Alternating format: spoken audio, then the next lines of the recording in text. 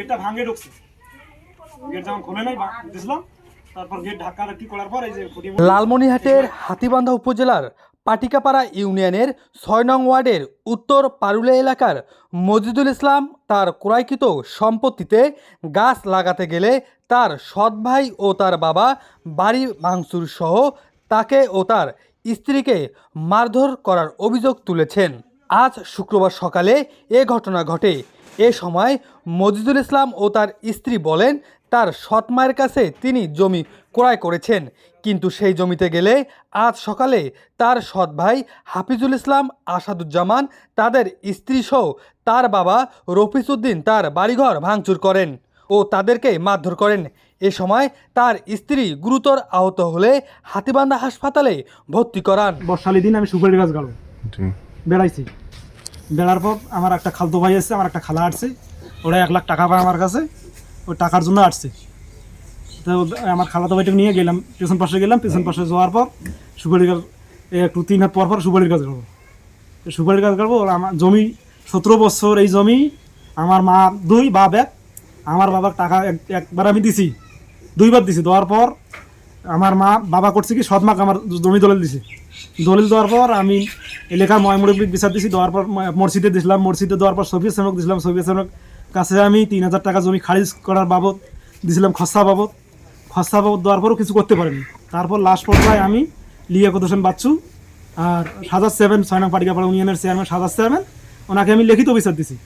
লিখিত বিচার দেওয়ার পর ওখানে একটা ডেট হলো, টাকা আমার কাছে আমি দিছি এত টাকা, ওরা স্বীকার হলো আরেকটা, তার চেয়ারম্যান ধরলো এটাই। দেওয়ার পর ওখানে জমি এতদিন হলো বাড়ি করার, জমির মধ্যে বাড়ি আছে, সে জমি দলিল দেওয়া হলো কেন? তখন আমার নামে কোনো জমি নেই। এখন এটাকে বাড়ি আমরা ভাঙিয়ে দিবেন না করবেন, টাকা পয়সা নিয়ে কিছু দলিল দেবেন? তখন ওদের হাত পা ধরে আবার আমি এই জমির টাকা আবার ডাবল করে দেওয়ার পর ওনার কাছে আমি দলিল নিলাম। আমি দলিল নিয়েছি, টাকা দিছি, যদি আপনার কোনো আপত্তি থাকে সেটা আপত্তি আপনারা পরে বলেন।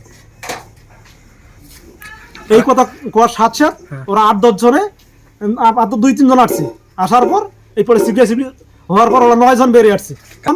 1 নম্বরে আসাদুজ্জামান, 2 নম্বরে রুমি, 3 নম্বরে আশরাফ, 4 নম্বরে মিয়াফি। এখন আমি জীবন বাঁচার লক্ষ্যে এই পাশে গেট লক করছি, ও পাশে গেট লক করার মতো আমার কোনো অপশন নাই। আমার শুধু দড়ি দিয়ে বান দিছি, সেই দড়ি দিয়ে বান কাটিয়া আমার বাড়ির ভেতর আসি, আমার বউ 2 জন মহিলা 2 জন পুরুষ ধরে ঘর নির্যাতন ও বিভিন্ন হামলা বা চালাইছে। আমার স্বামীর সাথে আমার শাশুড়িরা ঝগড়াঝাটি লাগছে, আমি সামনে গেছি আগবার নিয়ে, আমার স্বামী মারা ধারা অনেক মারধর অত্যাচার করছে, আমি সামনে আগবার গেছি, আমার 2টা মহিলাই চুলের মুঠি ধরে ধাপ করে ফেলে দিচ্ছে, ফেলে দেওয়ার পর ছোট ভাসুর আছে, ছোট ভাসুরে বুকের ওপর চড়ছে। এদিকে অভিযুক্ত রফিজউদ্দিন ও তার ছেলেরা জানান তারা কোনো ধরনের মারধর করেনি। ওই বউর সঙ্গে কোনো মারামারি দ্বন্দ্ব নাই, আমার বউ পরিবার আমার গেছে আর কি, গেছে আমার পরিবারের মাথার চুল ধরিয়া সেকে তাকে মারছে, ওনার কোনো ডাঙ্গা মারা কিচ্ছু হয় নাই। আগাইছে হামা আগে দিছি, কাউ ডাং মার কিছু হয় নাই, চারি ভাড়া ভাঙা ভাঙি কিছু হয় নাই, ওই মহিলা কেউ ডাঙায় নাই, কাউ ডাঙা